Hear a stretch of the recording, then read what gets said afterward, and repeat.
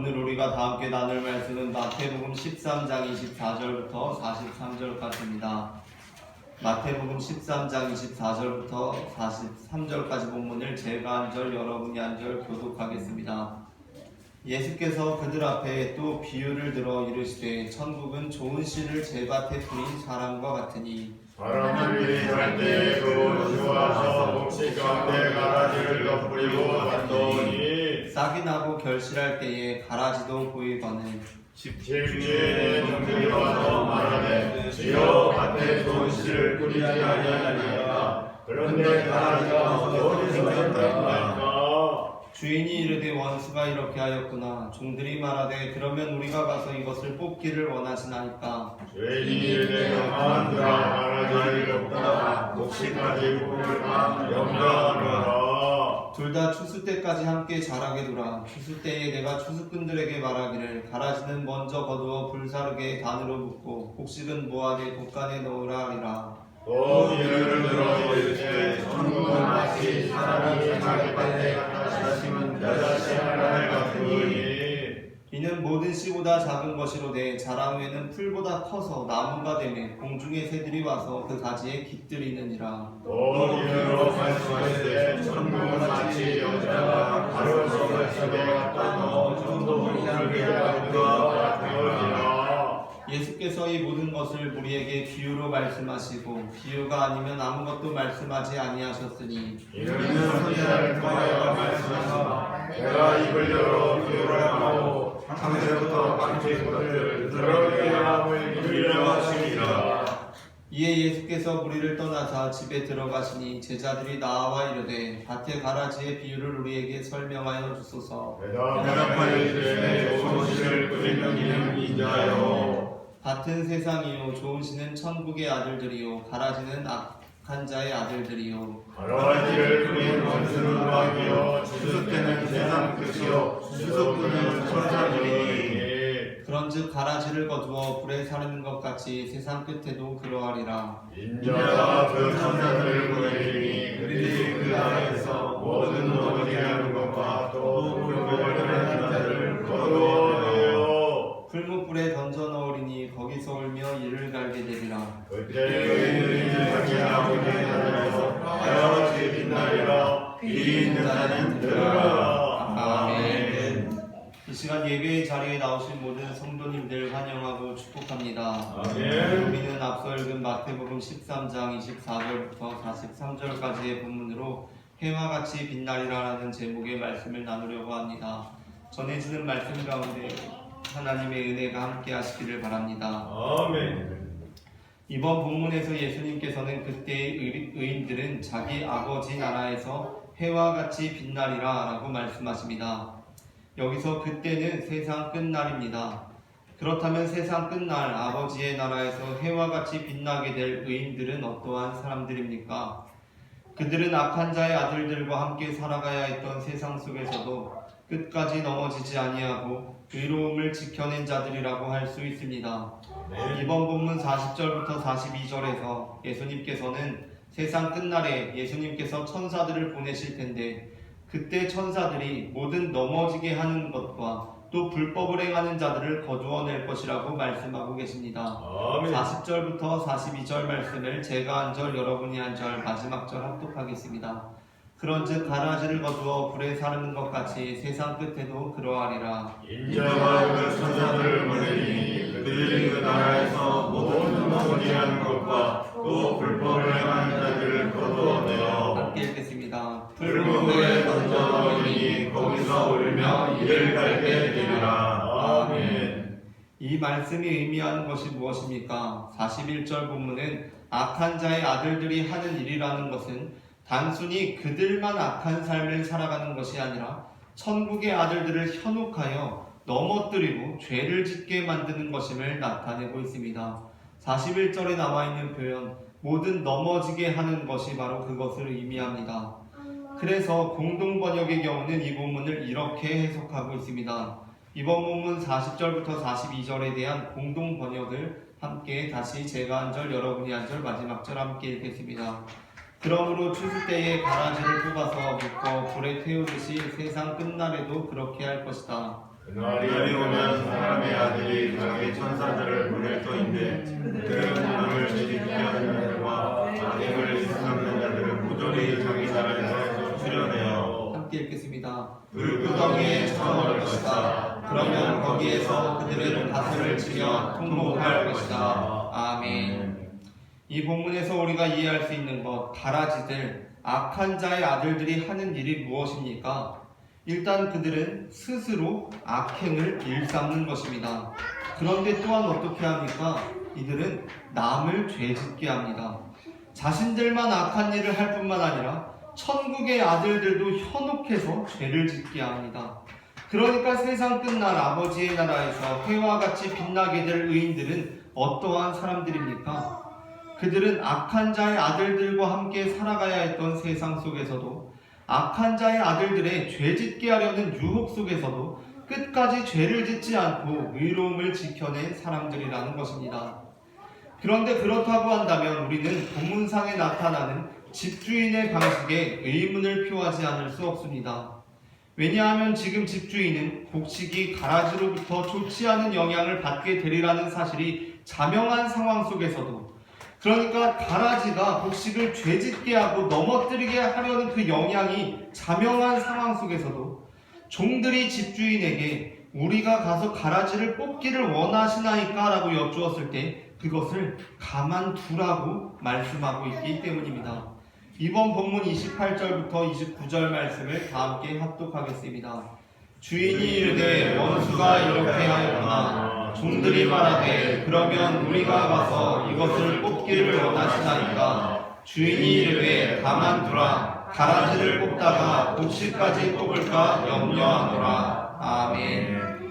밭에 가라지가 나게 되면 곡식이 가라지에 의해 좋지 않은 영향을 받게 되리라는 것은 너무나 당연한 사실입니다. 가라지는 곡식이 토양으로부터 얻어야 할 영양분을 가로채갈 것이고, 또 곡식이 태양으로부터 얻어야 할 빛도 선점해버림으로써 차단해버릴 것입니다. 그래서 농사짓는 사람들은 어떻게 합니까? 밭에 가라지가 나면 보이는 즉시 바로 뽑아버립니다. 절대 지체하지 않습니다. 어느 농부도 밭에 가라지가 났는데 종들이 가라지를 뽑다가 곡식까지 뽑을까봐 염려가 되어서 가라지를 그냥 두라 라고 하는 경우는 절대로 없습니다. 100명의 농부가 있다면 단 한 사람도 예외 없이 모든 농부들은 종들에게 곡식과 가라지를 구분하는 법을 가르쳐 주어서라도 가라지를 뽑도록 할 것입니다. 그러다가 곡식이 뽑힐까봐 염려해서 안 뽑는 것이 아니라 그것을 가르쳐서라도 가라지를 뽑도록 한다는 것입니다. 하지만 이번 본문에서 농부는 그러한 상식적인 방법을 택하지 않습니다. 오히려 농부는 가라지를 가만히 두라고 합니다. 가라지는 곡식들을 넘어지게 하는 것이 자명한 사실인데도 농부는 그러한 방식을 택합니다. 그렇다면 농부는 왜 그러한 방식을 택한 것입니까? 여기서 우리가 농부의 의도를 알아채기 위해서는 예수님께서 행하시는 비유라는 장르에 대한 이해가 필요합니다. 비유는 예수님께서 창세로부터 감추인 것들을 드러내기 위해 우리에게 익숙한 것들을 소재로 삼아서 천국 복음을 전파하신 설교법이었습니다. 그래서 비유에는 당시 예수님의 말씀을 듣던 이들에게 익숙한 소재들이 많이 등장합니다. 예를 들어 겨자씨라든가 누룩 같은 것들입니다. 그리고 비유는 어느 정도 사실성에 근거를 두고 있습니다. 그러니까 누룩이 밀가루에 들어가면 전부 부풀게 된다는 것처럼 비유는 사실성에 근거를 둡니다. 그러나 비유가 항상 사실성의 통제를 받고 사실성에 국한되어 있는 것은 아닙니다. 비유는 때로 진리를 나타내기 위해 동화적인 방식으로 사실성의 한계를 넘나듭니다.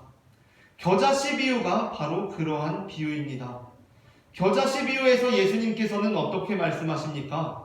예수님께서는 천국이 마치 사람이 자기 밭에 갖다 심은 겨자씨 한 알 같으니 이는 모든 씨보다 작은 것이로되 자란 후에는 풀보다 커서 나무가 되매 공중의 새들이 와서 그 가지에 깃들이느니라 라고 말씀하십니다. 예수님의 이 겨자씨 비유는 사실성에 근거한 비유가 아닙니다.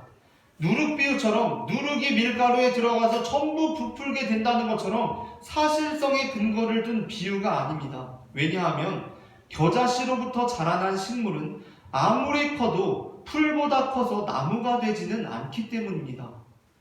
물론 겨자 식물은 그 키가 자라나면 마치 우리나라의 많은 옥수수처럼 사람의 키보다 커지게 되는 경우들도 적지 않게 있습니다. 그러나 그럼에도 불구하고 그것을 나무라고 부르기에는 뭔가 지나친 표현이라는 생각이 드는 그런 식물입니다. 겨자식물, 겨자풀, 겨자나무가 바로 그렇다는 것입니다. 그런데 예수님께서는 지금 어떻게 말씀하고 계십니까? 겨자씨 한 알이 심겨지고 그것이 자라나면 풀보다 커서 나무가 된다고 말씀하고 계십니다. 심지어 공중의 새들이 와서 그 가지에 깃들 만한 큰 나무를 말씀하시는 것 같습니다. 사실 겨자나무는 그렇게 큰 나무가 될 수가 없는데 예수님께서는 그렇게 큰 나무가 된다고 말씀하십니다. 그렇다면 이 말씀은 사실성에 근거하고 있는 것이 아니니까 틀린 말씀입니까? 그렇지가 않습니다. 다만 예수님께서는 진리를 나타내시기 위해 사실성의 한계를 넘나들고 계신 것입니다. 비유에서는 말씀을 전하시는 예수님과 청중들이 이미 모두 알고 있는 사실성을 상정하고 있을 때 그것이 사실성을 넘나든다고 해서 절대로 거짓말이 되지 않습니다. 우리가 한번 이렇게 생각해 볼 수 있습니다. 우리는 다 축구선수 박지성 선수의 심장이 하나라는 것을 우리나라 사람들은 다 알고 있습니다. 그런데 박지성 선수가 뭉쳐야 찬다 같은 축구 예능 프로그램에 나왔다고 생각해 봅시다. 그래서 진행하는 김성주 씨가 이제 박지성 선수를 모시는데 오늘은 2개의 심장을 가진 박지성 선수를 모셨습니다. 환영합니다. 라고 소개합니다. 그러면 우리는 어떻게 반응합니까? 당연히 오늘 박지성이 나왔구나 합니다. 전혀 이상하게 생각하지 않습니다. 그런데 만일 지금으로부터 한 200년 정도 후에 2000년도 아니고 한 200년 정도 후에 우리나라와는 전혀 상관도 없고 축구를 좋아하지 않는 나라에서 그 영상 자료를 발견하고 그 소개 멘트를 들었다면 그 나라 사람들은 이 말을 듣고 어떻게 반응하겠습니까? 그 나라 사람들은 박지성이라는 사람이 정말 심장이 2개 있느냐며 깜짝 놀랄지도 모릅니다. 그리고 그게 사실은 진짜 2개의 심장이 아니라고 하면 아니면 거짓말을 하느냐고 화를 낼지도 모릅니다. 그러나 우리는 그 사실성을 모두 다 상정하고 있기 때문에 박지성 선수를 모시면서 김성주 씨가 2개의 심장을 가진 박지성 선수를 모셨다고 해도 그걸 거짓말로 여기질 않습니다. 왜냐하면 그것은 사실이 아니지만 대한민국 국민이라면 모두가 알만한 사실성을 상정하고서 사실성을 넘나들며 진실을 가리키고 있기 때문입니다. 선수 시절 박지성 선수를 생각해보면 그는 정말 2개의 심장을 가지고 있었기 때문입니다. 이와 같이 사람들이 모두 다 겨자 식물은 큰 나무가 될 수 없다라는 사실을 다 알고 있는 상황에서 예수님께서 겨자씨가 자라나서 나무가 된다고 말씀하셨을 때 그 말을 들은 어느 누구도 예수님께서 왜 거짓말을 하시지? 라고 여긴 사람은 아무도 없다는 것입니다. 오히려 그러한 예수님의 말씀을 통하여서 그 작고 작은 존재, 아무리 자라나도 풀 이상이 되지 못하는 그 존재가 자라서 공중의 새들까지도 와서 깃들이게 된다는 말씀을 듣고 천국이라는 것이 무엇인가? 천국을 바라보는 사람들이 된다는 것은 무엇인가? 그것은 우리처럼 보잘것없는 존재들이 엄청난 존재로 변하는 것이구나 라고 깨닫게 되었을 것입니다. 그렇다면 이처럼 비유가 사실성을 넘나드는 것이라는 점을 고려할 때 농부는 왜 가라지가 곡식들을 넘어지게 하는 것이 자명한 상황 속에서도 가라지를 가만두라고 한 것입니까? 그 이유는 이 비유에서 농부는 가라지가 곡식을 죄짓게 하듯이 곡식이 가라지를 의롭게 할 수 있다고 보았기 때문이었습니다. 농부가 가라지가 곡식들을 넘어지게 하는 것이 자명한 상황 속에서도 가라지를 가만히 두라고 한 것은 가라지가 곡식을 죄짓게 하듯이 곡식 역시 가라지를 의롭게 할 수 있다고 보았기 때문이었습니다. 물론 이런 말씀을 드렸을 때 어떤 사람은 곡식이 가라지에 의해 쭉정이가 될 수 있을지는 몰라도 가라지가 곡식에 의해 곡식이 되는 경우는 전혀 사실성에 근거하지 않은 해석이라고 반론할지도 모르겠습니다. 그러나 우리는 그러한 의미에서 예수님의 비유가 반드시 사실성에 국한되는 것은 아님을 유념해야 합니다. 예수님의 비유는 사실성을 넘나들며 진리를 나타냅니다. 사실 겨자씨가 큰 나무가 되는 것은 아니지만 큰 나무가 되신다는 말씀을 하심으로써 진리를 나타내는 것입니다.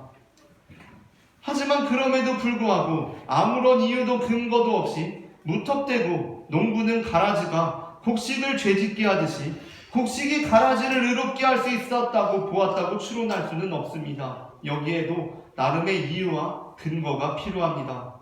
그렇다면 우리는 도대체 무슨 근거로 농부가 가라지의 변화를 기대하고 있음을 추론할 수 있는 것입니까?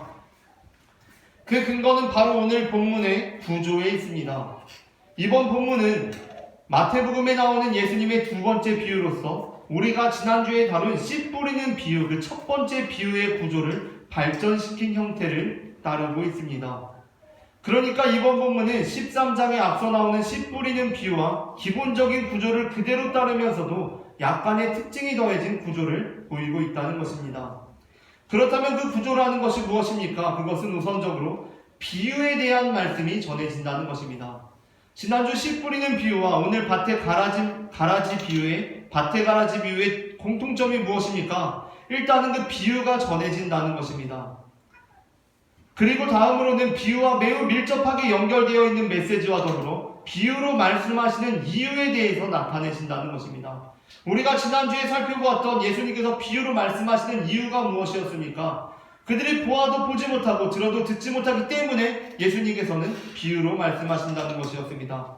이사야 6장 9절부터 10절이 씨 뿌리는 비유에 나오는 예수님께서 비유로 말씀하시는 이유입니다. 여호와께서 이르시되 가서 이 백성에게 이르기를 너희가 듣기는 들어도 깨닫지 못할 것이요 보기는 보아도 알지 못하리라 하여 이 백성의 마음을 둔하게 하며 그들의 귀가 막히고 그들의 눈이 감기게 하라. 염려하건대 그들이 눈으로 보고 귀로 듣고 마음으로 깨닫고 다시 돌아와 고침을 받을까 하노라 하시기로, 이것입니다. 그리고 역시 이번 밭의 가라지의 비유에서도 중간에 예수님께서 비유로 말씀하시는 이유에 대해서 말씀하십니다. 그것이 바로 시편 78편 2절입니다. 내가 입을 열어 비유로 말하며 예로부터 감추었던 것을 드러내려 하니라는 것입니다. 그리고 오늘 밭의 가라지 비유에서는 오늘 밭의 가라지 비유와 강력하게 결속되어 있는 겨자씨 비유와 누룩 비유가 나옵니다. 그리고 마지막으로는 비유에 대한 예수님의 해석을 위치시키는 구조를 따르고 있습니다. 씨 뿌리는 비유와 밭의 가라지의 비유가 구조가 비슷하다는 것입니다. 밭의 가라지 비유가 씨 뿌리는 비유의 구조를 발전시킨 형태를 나타내고 있다는 것입니다. 그러한 면에서 볼 때 마태복음에서는 겨자씨 비유와 누룩 비유가 밭의 가라지의 비유와 무관하게 읽혀서는 안 됩니다. 겨자씨 비유와 누룩 비유는 앞에 씨 뿌리는 비유에 있어서 이사야 6장 본문이 강력하게 결속되어 있었던 것처럼 밭의 가라지의 비유와 강력하게 결속되어 있는 비유입니다. 그렇다면 겨자씨 비유와 누룩 비유가 우리에게 전해주는 메시지가 무엇입니까? 겨자씨가 처음에는 모든 씨보다 작은 것이었지만 나중에 자란 후에는 풀보다 커서 나무가 되어서 혼자 잘 먹고 잘 살게 되었다는 것입니까?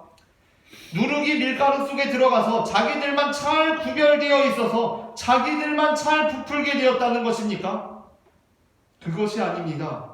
겨자씨 비유가 우리에게 들려주고 있는 메시지가 무엇입니까?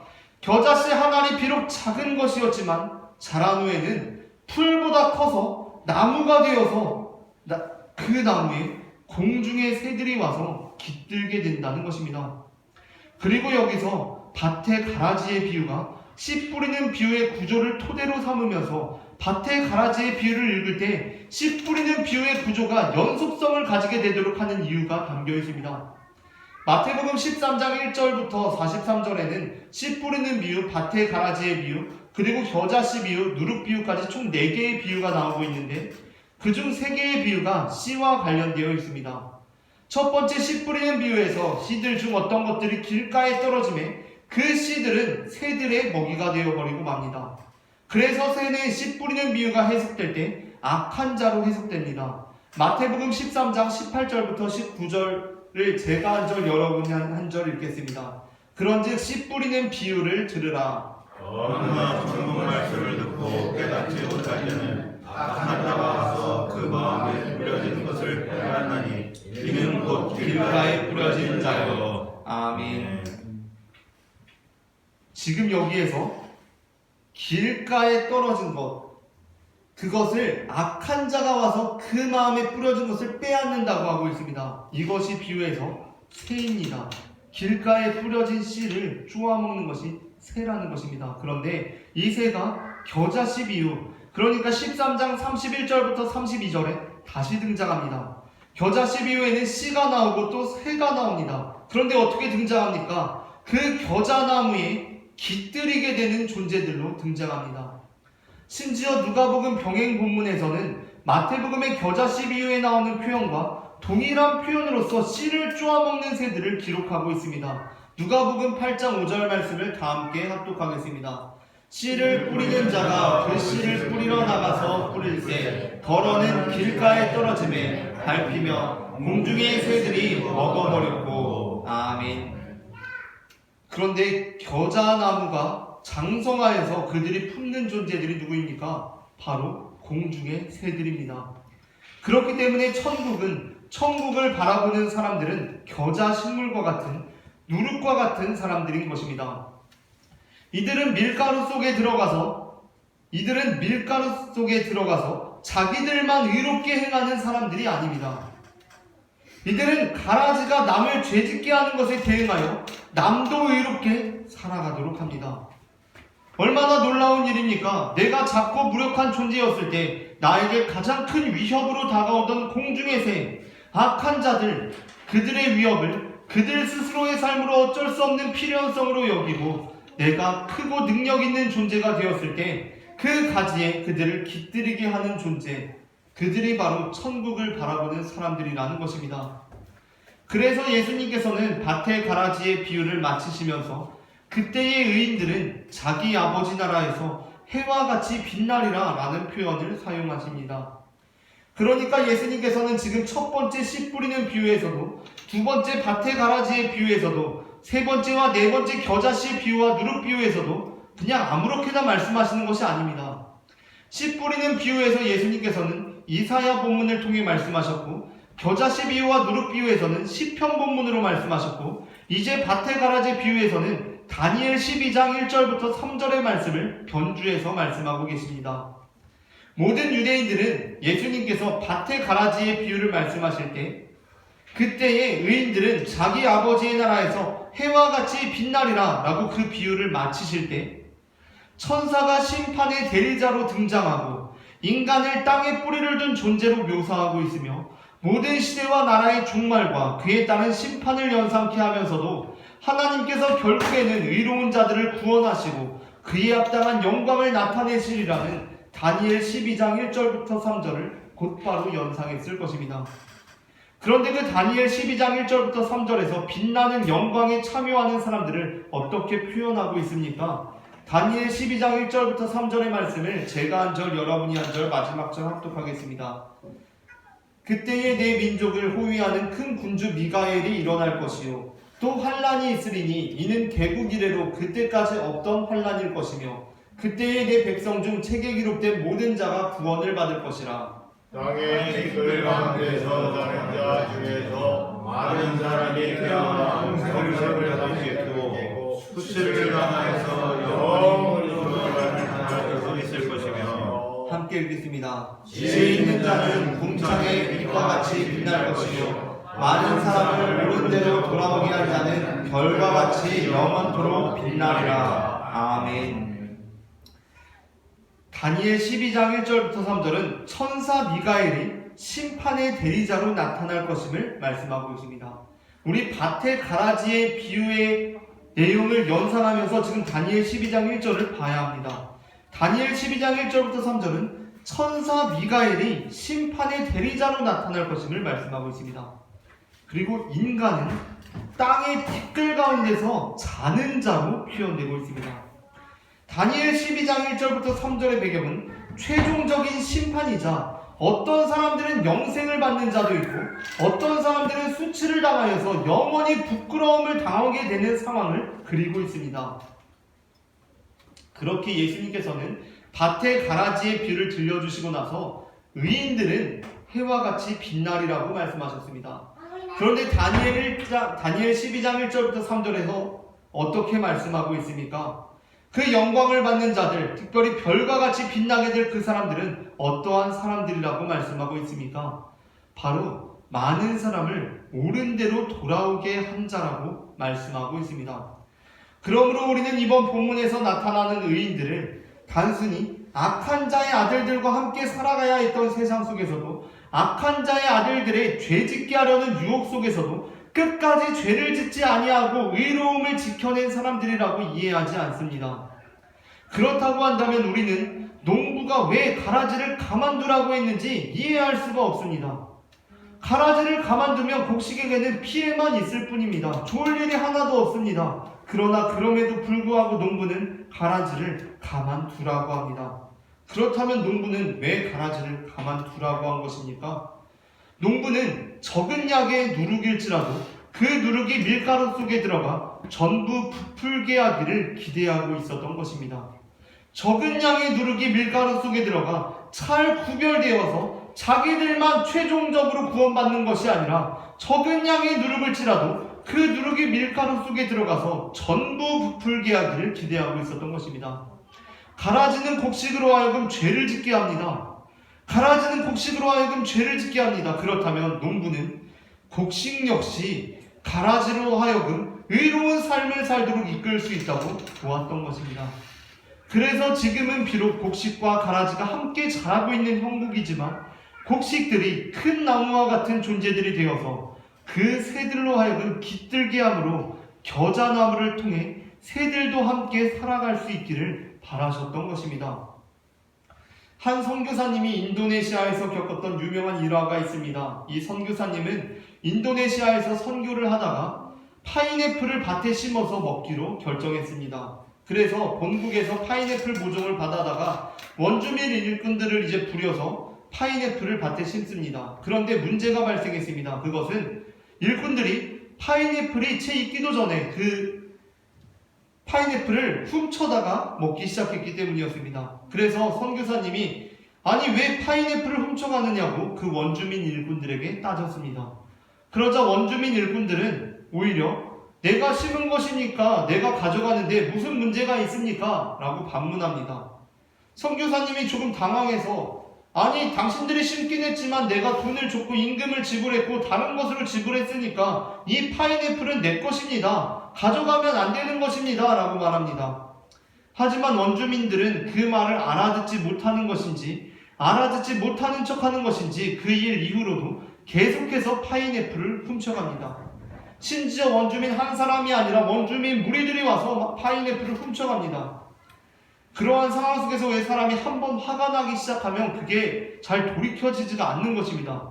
너무 화가 나고 막 분노가 치밀어서 계속 갈등이 계속되다가 원주민들에게 개방했던 마트와 약국을 폐쇄해버립니다. 그러자 원주민들은 밀린 깊은 곳으로 터전을 옮기게 되었고 선교사님은 다시 마음 놓고 파인애플을 수확해서 먹을 수가 있게 되었습니다. 그런데 그러던 어느 날 파인애플을 기쁜 마음으로 마음껏 먹고 있는데 그 선교사님의 아내가 선교사님을 바라보며 이렇게 말했다고 합니다. 여보, 당신 여기 파인애플 먹으러 왔어요? 라고 말입니다. 순간 선교사님은 자신의 지난 행적들이 너무 부끄러워지면서 이제 더 이상 원주민들이 파인애플을 훔쳐가더라도 화를 내지 않겠다고 결단했다고 합니다. 그리고 정말 얼마 지나지 않아 원주민들이 다시 파인애플을 훔쳐가기 시작했는데 화를 내지 않았다고 합니다. 그리고 심지어 도둑질은 잘못된 것이라고 가르치지도 않았다고 합니다. 그런데 놀랍게도 그렇게 그곳의 원주민들이 복음을 받아들이게 되었다고 합니다. 우리는 때로 우리가 가라지의 잘못된 점을 잘 알아듣게 설명해주면 그들이 잘 알아듣고 잘못된 삶으로부터 돌이킬 것이라고 기대합니다. 야, 새, 너 여기 길가에 아무리 떨어졌다고 하더라도 이 씨를 쪼아 먹으면 안 되지. 그건 잘못된 거야. 라고 가르쳐주면 새가 잘 돌이킬 거라고 생각합니다. 더 이상 씨를 쪼아먹지 않을 것이라고 생각합니다. 하지만 그것은 우리의 착각일 때가 많습니다. 선교사님이 원주민들에게 당황했고 분개했던 것이 바로 그 부분이었습니다. 이들은 그들의 행동이 왜 잘못된 것인지를 모릅니다. 설명해 주어도 모릅니다. 일부러 모르는 체 하는 것 같기도 하고 진짜 사고방식이 우리하고는 다른 것 같기도 합니다. 그러한 상황 속에서 우리가 행해야 하는 일은 무엇입니까? 큰 존재가 되어서 그 세대를 품어주는 것입니다. 여전히 그 작은 씨 같은 존재여가지고 야 너는 날 쪼아먹으면 안 되지 이건 잘못된 거잖아 잘잘못을 따지고 있는 것이 아니라 씨에 머물러 있는 것이 아니라 이제 큰 존재가 되어서 그 새를 품는 존재들이 되어야 한다는 것입니다.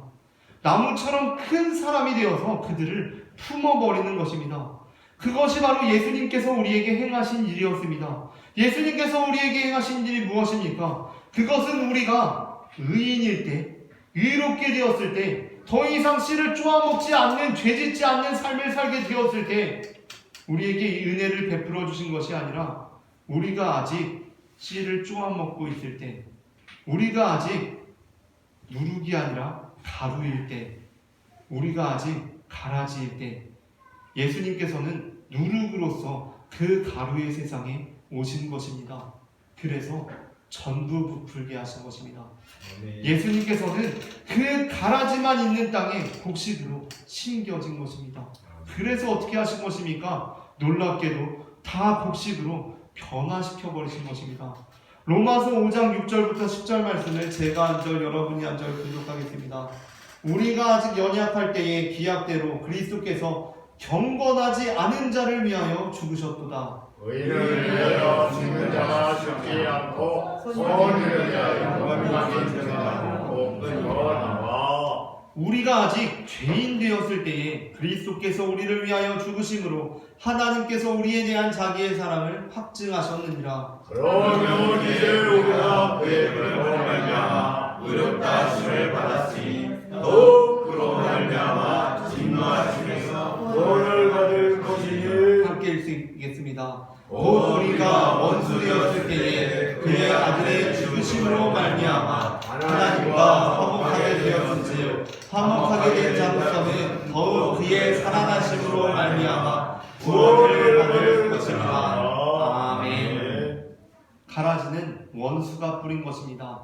그래서 우리는 어떻게 해야 합니까? 가라지를 대적해야 합니까?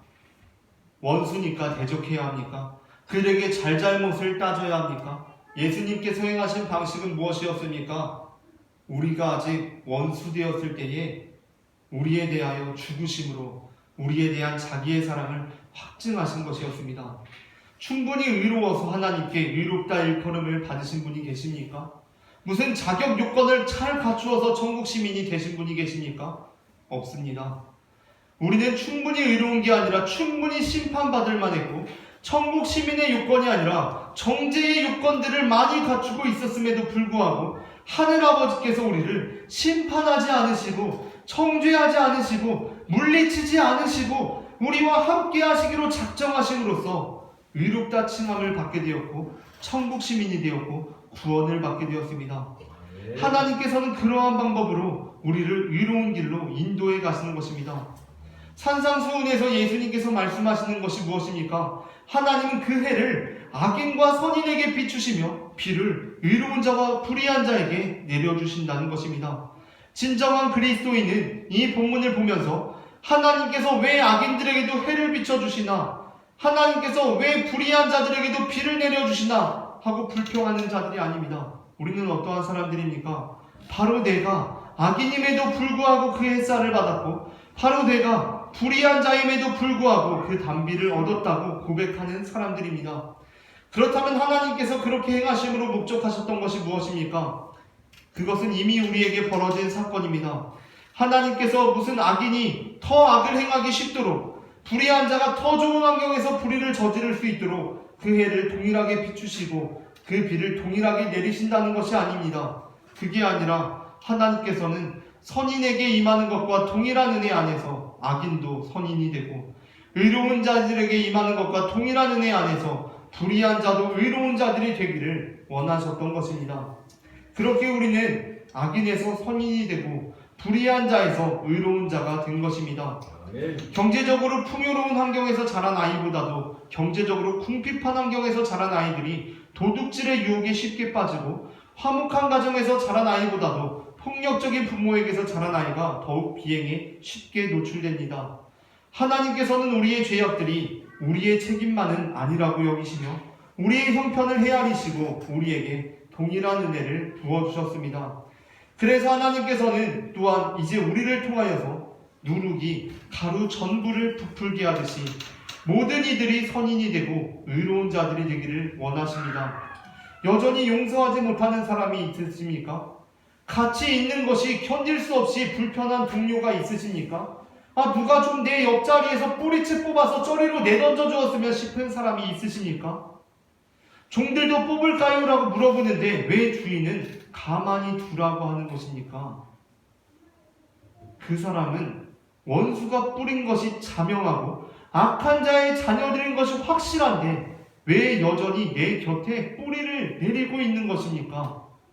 그 이유는 하나님께서 내게 보내주신 예수 그리스도의 사랑과 은혜를 통해 내가 가라지에서 곡식으로 변화된 것처럼 이제 나를 통하여 하나님께서는 그 가라지가 변화되기를 원하시기 때문입니다. 그렇게 하나님께서는 우리만 잘 믿고 구원받기를 원하시는 것이 아니라 우리를 통해 전부 부풀게 되기를 원하십니다. 우리를 통해 공중의 새가 깃들게 되기를 원하십니다. 우리를 통해 악인도 선인이 되고 불의한 자들도 의로운 자들이 되기를 원하십니다. 가라지들이 곡식을 계속 죄짓게 하려고 하는 것처럼 곡식들이 가라지들을 계속 의롭게 하게 되기를 원하십니다.